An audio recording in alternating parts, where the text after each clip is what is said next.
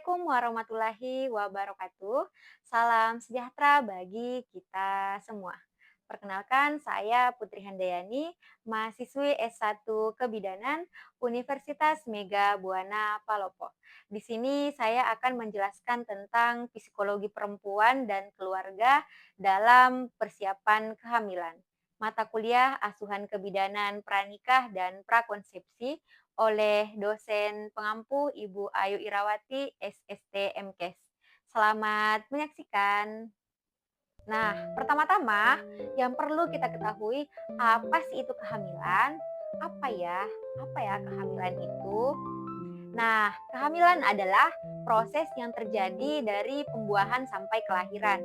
Dimulai dari prosedur sel telur yang dibuahi oleh sperma lalu tertanam di dalam lapisan rahim dan kemudian menjadi sebuah janin. Kehamilan adalah suatu masa yang dimulai dari kontrasepsi sampai lahirnya sebuah janin. Lamanya hamil normal adalah 280 hari atau 9 bulan 7 hari atau 40 minggu. Dihitung dari pertama haid terakhir. Nah, selanjutnya apa sih itu psikologi perempuan? Apa ya? Nah, psikologi ibu hamil diartikan sebagai periode krisis saat terjadi gangguan dan perubahan identitas peran. Awal perubahan psikologi ibu hamil yaitu periode shock, menyangkal, bingung, dan sikap menolak. Persepsi wanita bermacam-macam ketika mengetahui dia sedang hamil, seperti kehamilan suatu penyakit, kejelekan, atau sebaliknya, yang memandang kehamilan sebagai masa kreativitas dan pengabdian kepada keluarga. Nah, perubahan psikologi dalam kehamilan. Pada masa kehamilan, perubahan-perubahan dapat terjadi pada ibu hamil. Nah, yang pertama, emosi dan kecemasan. Persiapan kehamilan seringkali memicu berbagai emosi pada perempuan, mulai dari kegembiraan hingga kecemasan. Nah, menurut penelitian oleh Dunkelstetter tahun 2011 dalam jurnal Health Psychology, sekitar 20-30% perempuan mengalami kecemasan prenatal yang sangat tinggi. Nah, terutama terkait dengan risiko kesehatan janin atau perubahan gaya hidup.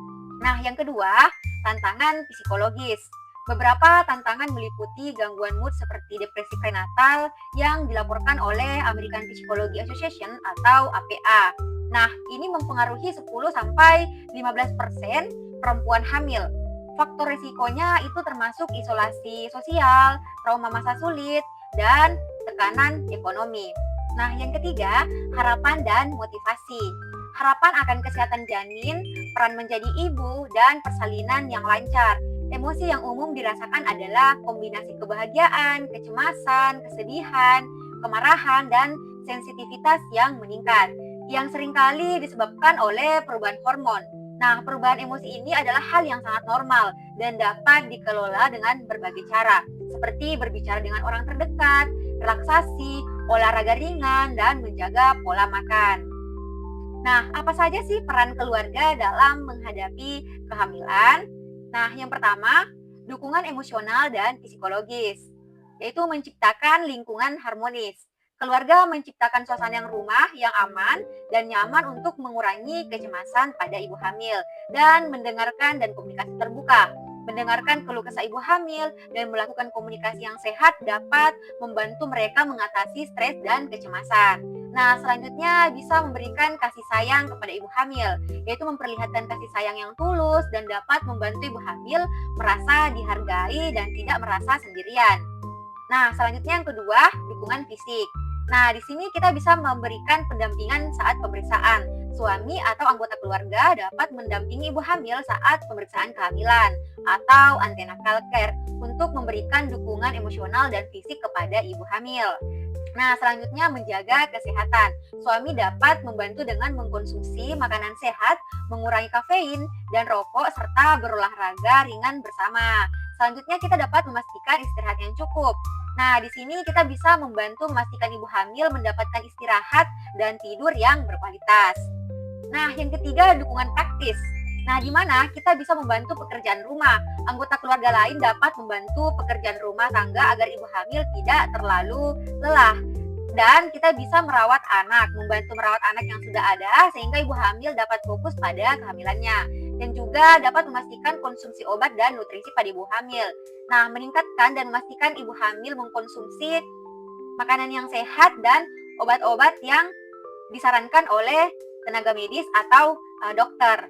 Nah, adapun dukungan dari sesama anggota keluarga lain, yaitu yang pertama menjadi teladan. Nah, keluarga dapat menjadi panutan dari perilaku dan kebiasaan sehat yang akan dicontoh oleh anak-anak.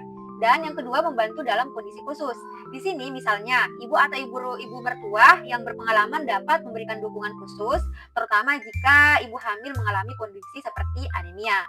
Nah, adapun perubahan-perubahan psikologi yang berlangsung sepanjang tahapan kehamilan.